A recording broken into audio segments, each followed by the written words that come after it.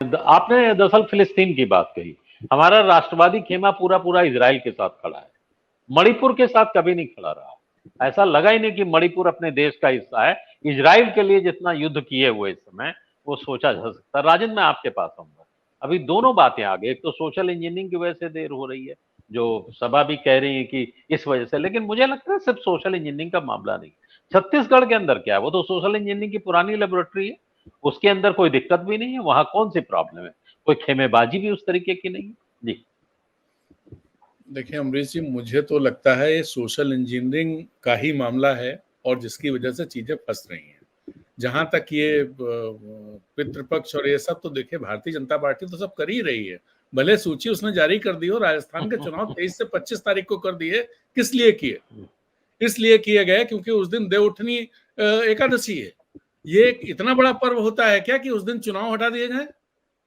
हमने तो वो दिन देखे हैं 90s में, आपको अगर आप याद हो, आपको याद करिए, नवरात्र के दौरान चुनाव होते रहे, दिवाली से ठीक 2 दिन पहले चुनाव होते रहे। तो ये चीजें जो हैं, वो नरेशन तो उनका नैरेटिव है, वो उस नैरेटिव पे खेल रहे हैं। वो यहां दिक्कत क्या है, पार्टी ये चाहती, कांग्रेस ये चाहती है कि विधानसभा चुनाव के जरिए लोकसभा चुनाव के लिए अपनी दावेदारी मजबूत की जाए। और उसमें जिन मसलों को कांग्रेस ने उठाया है, ये इसमें ये मामला नहीं है कि भारतीय जनता पार्टी क्या कहेगी, विपक्षी क्या कहेंगे कि साहब इन्होंने दिया टिकट और नहीं दिया। आप पहले ये देखिए कि कहां कितनी सीटें किस तरह की हैं। तेलंगाना से ही शुरू करते हैं। यहाँ शेड्यूल कास्ट की सीटें हैं, जो रिजर्व हैं वो 18 हैं और एसटी की हैं 9।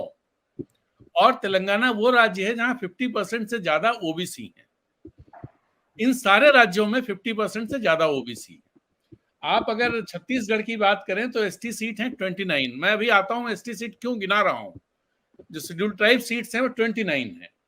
आप अगर मध्य प्रदेश की बात करें 47 है, राजस्थान की बात करें 25 है, और एससी सीटें भी ऐसे ही, राजस्थान में 34 हैं और मध्य प्रदेश में 32 हैं, छत्तीसगढ़ में शायद 10 या 9 हैं और तेलंगाना में 9 है।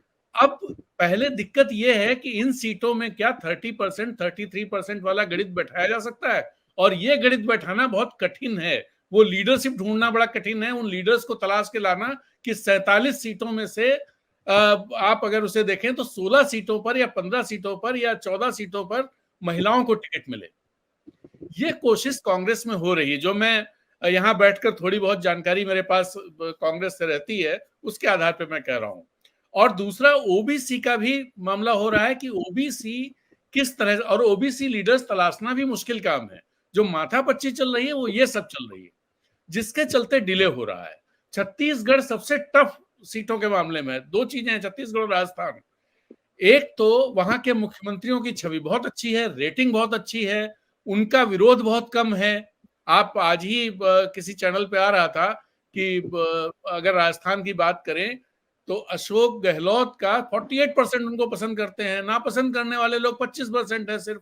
तो ये एक बड़ी रेटिंग है, बहुत जबरदस्त रेटिंग है ये। और वहां दिक्कत क्या है कि उनके एमएलए के खिलाफ एंटी इनकम्बेंसी है। यही चीज छत्तीसगढ़ में है।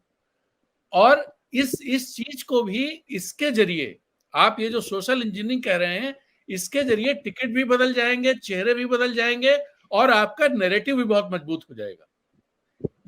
इस कोशिश में कांग्रेस लगी हुई है। और अगर वो ऐसा कर लेती है सफलतापूर्वक, तो 2024 के लिए भारतीय जनता पार्टी को जबरदस्त चुनौती जो दिख रही है उससे ज्यादा बढ़ जाएगी। क्योंकि फिर जो राहुल गांधी कहते हैं, कांग्रेस जो कहती है वो करती है, उसमें और ज्यादा दम आ जाएगा। और यही बड़ी वजह है जिसकी वजह से वो लोग, ये उनकी कोशिश, लगातार उनकी बैठकें चल रही हैं, माथापच्ची हो रही है, लोगों को नामों पर डिस्कशन हो रहा है, लेकिन ऐसे नाम लेके आना जो मजबूती से चुनाव लड़ सके। और सामने भारतीय जनता पार्टी ने जिस तरह की जारी की है सीट लिस्ट, उसको भी ध्यान में रखना है, उनके सामने खड़ा करना है। 7-7 एमपीज और 8-8 एमपीज, सेंट्रल मिनिस्टर, ये सब खड़े कर दिए उन्होंने। अब इनमें भी एक चीज और है, इन मिनिस्टर्स या एमपीज को अगर आप हरा देते हैं, जो मैं कल जो बात कह रहा था, अगर कांग्रेस इनको हरा देती है तो अगर ये सोशल इंजीनियरिंग अपनी टिकट बंटवारे में करती है और रिजल्ट के दिन अगर उसके 50% एमपीज भी कांग्रेस बीजेपी के हार जाते हैं, तो आप सोचिए कि 2024 का नैरेटिव 3 दिसंबर के बाद कैसे चलेगा। ठीक बात है। तो ये सबसे बड़ी वजह मुझे नजर आती है अमरीश जी। नहीं, एकदम ठीक बात है। कल वाला और सॉफ्ट हिंद, ये तो भारतीय जनता पार्टी दे उठनी पर वो बढ़ा दे 23 से 25 कर अरे दे, लेकिन तो कमल आज तक नहीं। कमलनाथ जी उससे भी आगे हैं भाई। बजरंग बली के सत्य हिंदी का ऐप डाउनलोड करें गूगल प्ले स्टोर पर।